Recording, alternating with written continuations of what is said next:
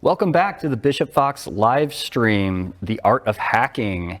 And I am here to moderate the panel on exploiting the cloud.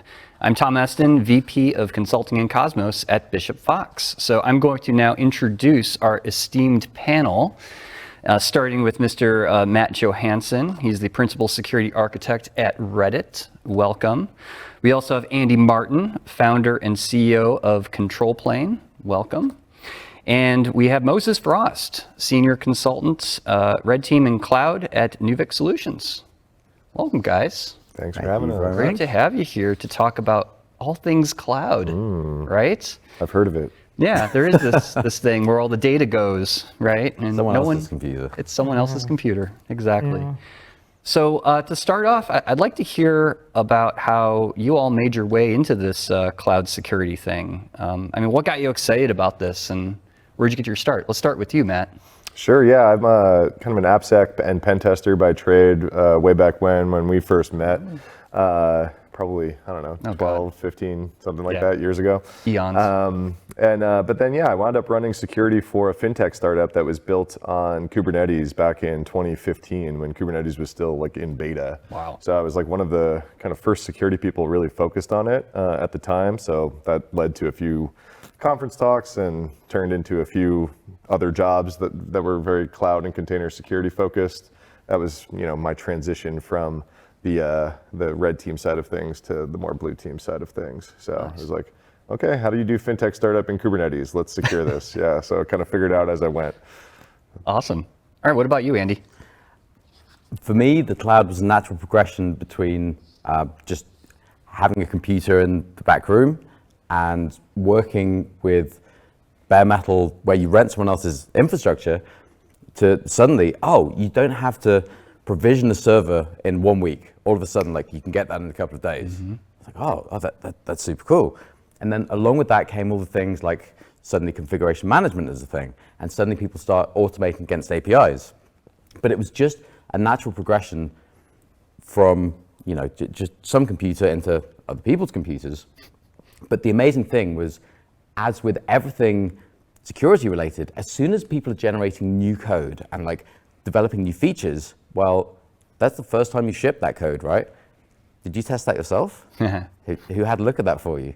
And there's been a constant, and like as you're talking about, like containers and Kubernetes, like we have the Linux kernel, and then there's new abstractions built upon, just taking things that we know, like C groups and capabilities, but they're now like in a new flavor with containers.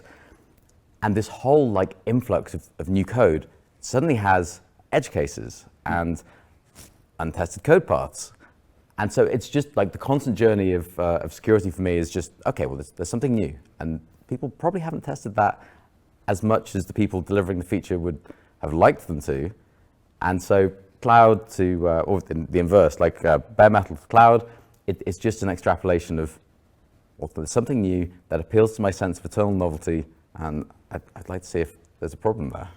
And there usually is. Generally. What about you, Moses? Oh, let's see. I started looking at cloud mostly because of this press release back in 2004 or 5 that NASA and Rackspace had built this thing called OpenStack. And I was like, that seems cool. Don't ever run that, by the way. I'm just never do that. But I got on. I mean, I was an early Linux user, like kernel 1.2, which meant that 1.2, 1.3, which meant that if I want to do something Windows related, like play a game, I have to use this weird thing called VMware, like VMware Workstation on Linux, like 1.0. Right, so super early days, and then that got me into virtualization, and I was really into that, and that's where it was like, oh, like what is this Amazon thing? I remember getting on Azure really early on and going, I don't understand what this is. What's going on here? I didn't understand. Yeah, so that's my journey. That's cool. So Matt, based on your experience, you've been at Bank of America, you've been at Reddit, you are at Reddit.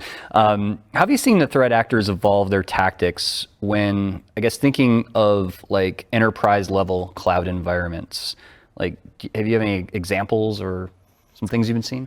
Yeah, I've seen the gambit from, like I said, my first exposure was really at a small fintech startup, and then to gigantic financial institutions, and then kind of back down, but large social network, but almost down in like a regulatory environment and different, more modern cloud environment. And I think the threat actors on like all three of those things are still very similar in terms of like what they're trying to do day to day against you and your infrastructure, right? Mm-hmm. So at the end of the day, it's like, what's the lowest hanging fruit for them? Yeah. Unless you're dealing with like a much more targeted attack, right? So obviously, depending on your threat model and how targeted you're looking at, you're going to be looking at different things. So from the blue team perspective, like what we were very focused on across all of these different things was just misconfigurations, right? And it's just at what scale are you dealing with these misconfigurations, right? Are you dealing with, the guy that I sit next to that like is just trying this new Kubernetes thing and I know him and I can kick him and say, hey, why'd you do that? Or am I dealing with a 300,000 person global financial institution pushing changes all over to multiple different clouds and regions and vendors and all this kind of stuff, right? And so, for me, it's been very, okay, how can we focus on infrastructure as code instead of like getting in, early days, it was just get into the admin panel and spin up a box and like do whatever you can on it versus like, okay, how can we systematize this, right? So a lot of it is, okay, what are the misconfigurations that are super common around, you're spinning up resources like S3 buckets that, oops, there's too much stuff in there and threat actors are going to find that, right? And then also, you basically need a PhD in IAM on any of these cloud providers to like really do it properly. I mean, how many IAM roles in AWS are there? It's 4 digits, right? How many IAM roles, right? And so, meet someone who can rattle them off the top of their head, right? Or even find it in the documentation in any reasonable amount of time. So IAM configuration is another really big one that threat actors like, right? It's like, okay, what is this? What is this account? Is this account secure? What does this account have access to once I get into it and that kind of thing? And then honestly, cloud or no cloud, the low-hanging fruit is still going to be some of the easiest, some of the stuff that has worked forever, which all too well with Red Team is just like phishing and going after the human and all that kind of stuff, right? So it's like, okay, can I pop this person? They have access to this, and then I can kind of pivot around. Yeah. Right? Well, speaking of kind of red teaming and that kind of thing, Moses, I want to ask you, what are the most critical security vulnerabilities or weak points maybe you have uncovered in cloud environments? So I will have to say, I was hopeful 10 years ago when we started going to the cloud. I was like, oh, look, we now have the ability to programmatically fix things. I was so wrong. Because I programmatically break them. Yeah, now we find out that I can programmatically do a lot of things that I should not be able to do. So two bugs that came to mind, right? And one of them dovetails to the IAM thing. So we still find people using default roles in AWS and other places, which is common. What was really interesting is one of the roles that we ran into, I think it was like Amplify admin, right? It was like a mobile app thing. And so I'm looking at it and it's like a hardened set of IAM permissions at the top. And I'm like, oh, this is kind of like whatever. And then at the bottom are like duplicate permissions with no constraints. So anybody that was like an AWS Amplify admin could basically spin up Lambdas and do whatever. So spun up a Lambda, attached administrator access role, spit out some keys and just went to the races. Nice. And they were like, what happened there? The other one, which is more esoteric, but I think we're going to find more of. And I was explaining this to somebody just yesterday. It was one of our guys found it. Basically, it was, they set up a Cognito thing, right, like an IDP thing. And this company had set it up to hook up to an old system like Django or one of these Drupal or something, right? And what they did not, there was a miscommunication. I remember this used to happen a lot with like mobile app devs and web devs. The miscommunication was on the app side, you're not supposed to be able to use a claim that is changeable, like changing your email address. Shouldn't be the thing you mark a user with, but they used that on the other side, on the far end side of the house. So we were just changing our email addresses and taking over accounts using Cognito. And those are things that are really edge case bugs. They're really weird, and those are the ones that we kind of go after now. And we're like, this is really an interesting bug. That's you know. cool. Yeah, pretty cool stuff. That was really cool. So Andrew, as someone who's enthusiastic about Kubernetes, I was going to ask you what the hell is Kubernetes? It's impossible to know. Yeah, no one knows, right? The true definition, right? What's your take on cloud native and container security challenges? What have you found to be the most pressing? Right, so first of all, I will rely upon a friend's definition of what Kubernetes is. It's a robot to which you express your hopes and dreams in prayer. I love this. And hope that vaguely reconciled into a state that you recognize. In YAML. That's though, in YAML. amazing. YAML, In yeah, YAML, yeah, yeah. It has to be in YAML. It's gotta be in Exactly, YAML. exactly. That is amazing. All my prayers are in YAML. Yeah. All your hopes and dreams are in YAML. I have Tabitha Sable to thank for that particular definition. So good. So, what we gain with this aggressively declarative interface is uniformity. And that means that the whole journey for cloud APIs is that suddenly we get application programmability or infrastructure programmability. And then Kubernetes takes it one step further, which is we try and perform like almost a Terraform-like dream of abstraction across multiple clouds. And I say dream in the truest possible sense, because of course there's always specificities and nuances that require annotations or specific configuration for the cloud. But broadly, the dream is that you define it once. What's it called? Write once, run anywhere. I think that's the dream. Yeah. That's what it's supposed to be. So Kubernetes and cloud native in general bring us this state where things are declaratively mapped, and therefore we have a constrained set of security configurations that we can then reason about. Now, where this becomes almost unbounded complexity is, well, how many kernel APIs do your developers know about? Can you drop some capabilities for me? Can you write a seccomp profile? What does AppArmor mean to you? Do you turn off SE Linux? And while we have all of these kernel primitives given to us in an easily configurable declarative interface, realistically, containers are just a packaging and distribution format for most people.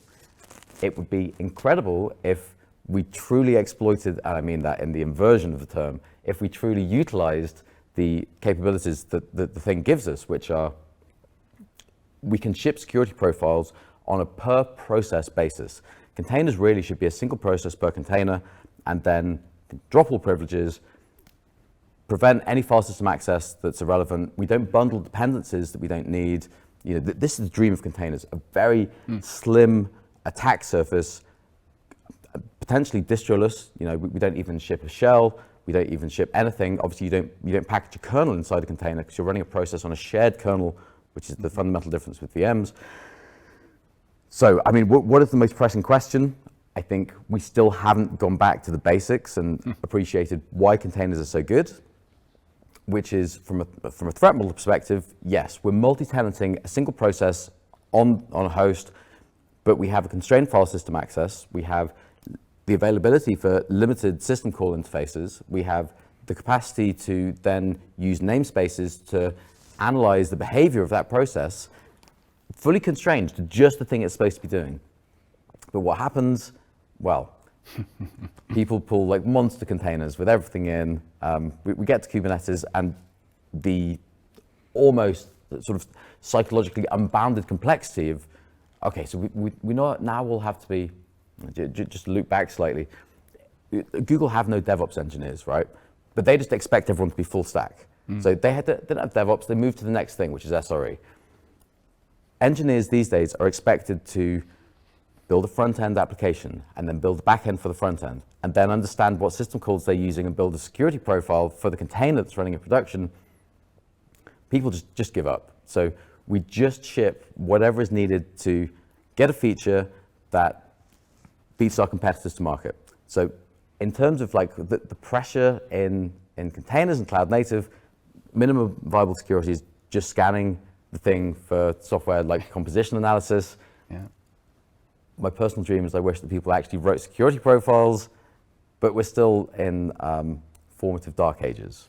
Yeah. I mean, and you said the difference between a container and a VM, and I don't think most people are even using containers like true microservices with a single process the way you They're not. illustrated it, No, right? no. It's like, oh, this is like a new VM toy, right? Yeah, just pile everything in.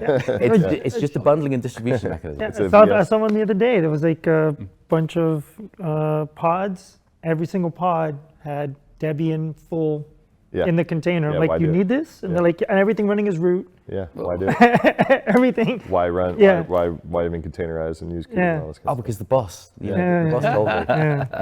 Yeah. Well, don't worry, AI will solve it. stuff. Speaking of AI, What a segue. Perfect. so how do you all feel like that's going to change cloud security, if anything? Is it robots taking everything over, or is it just another tool in some ways? Yeah, I think it's just another tool in the tool belt. It's definitely lowering the bar of entry, especially just ChatGPT. I know we say AI, right? But okay, let's just talk about ChatGPT for a sec. Just conversationally being able to like spit out code when you have limited knowledge and how to do that in general is definitely lowering the bar for certain people to, even deploy stuff that's insecure, right? Because they're just doing whatever ChatGPT said. Or vice versa, an adversary that might be less skilled now has a helper, right?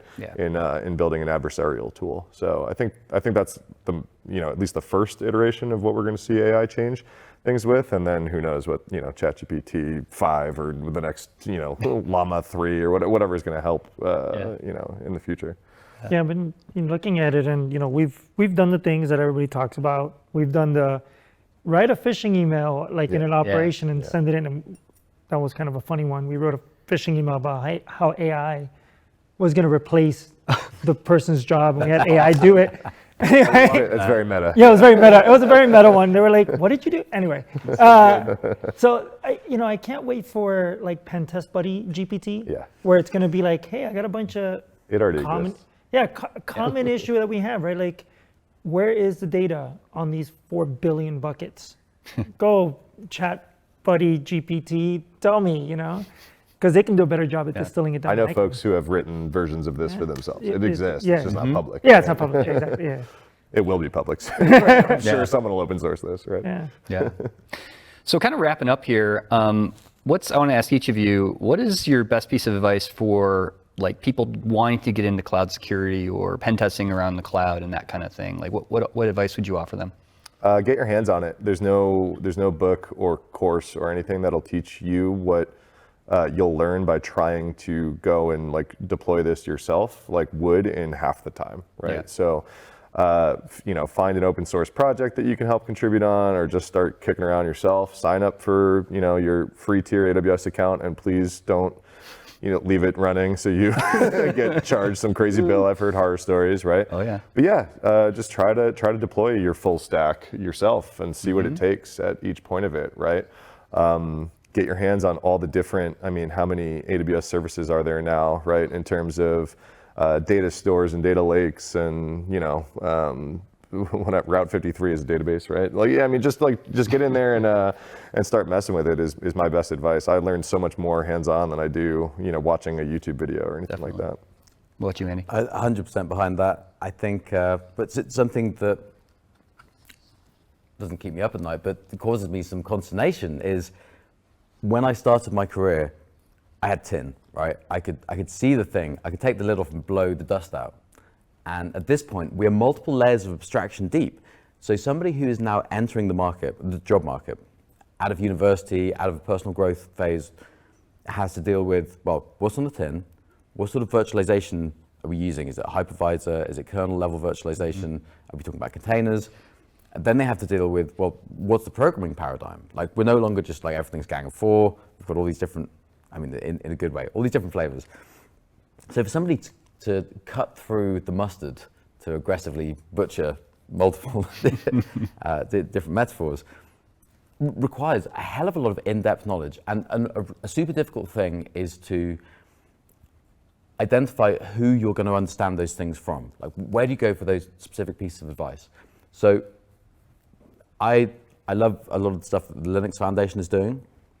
There is really kind of end-to-end, formative through to advanced, kind of hanging off different branches of the trunk of really good Kubernetes security.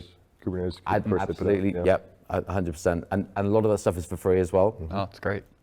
So I think it's very difficult to like self-identify that journey, but finding places, I mean, obviously we both spent time in SANS as well, finding those like formative places where the Linux Foundation will give you this, and then Twitter will take you like halfway through, and then you've got to find the people on LinkedIn to follow. Really, I think for an individual, it's how much can you resist the urge for constant novelty and anchor onto things that are like core principles. And then when you start to work on the like upper echelons or like strata of the tree or the branches, where do you go to look? So yeah, I think like Linux Foundation fundamentally, finding thought leadery content from a like social perspective on whatever Twitter's now called or LinkedIn. And but it really comes back down to if you have the self-motivation to drive yourself through it, then hands on keyboards, you know, that's really the ultimate learning experience by example, and learn by mistakes and bounce back from those. Yep. Anything you'd add to that, Moses? Focus practice, I guess. That's what I would do. You got to be pretty sure to focus in on what you need to know. Like find something that you're deficient at and kind of focus in on that one thing for that week or whatever. I would say, you know, what a gift, right? When I started doing this work, I'm sure when some of you here started doing this work, you had to have physical equipment. There was no choice. You just had to have laptops, and there was no VMware. You just had to ship around machines or whatever. And nowadays, you don't even need a lab at home. You don't need a data center at home. You just kind of turn things on in DigitalOcean or Amazon Cloud. Do that, you know? Yeah. That's the first question I ask when I hire people. Do you have a lab? No, why not? Because that means you're not practicing, right? Yeah. So got to practice the craft. Yeah. Absolutely. I would also add bug bounties, right? You have permission to attack these things. You want to practice attacking them, you have permission, go. Yeah. .gov, right? You can even attack .gov. Yes, you can. It's on, it's on Hackeroni or whatever. Yeah. Never heard that before. Yes. Hackeroni? You'll never unhear it. Yeah. Well, gentlemen, it has been an absolute pleasure having you on the panel. So thank you all for joining me. Thanks for having us. Awesome. Yeah, thanks. And for everyone else watching, stay tuned for more from the Bishop Fox live stream from Las Vegas.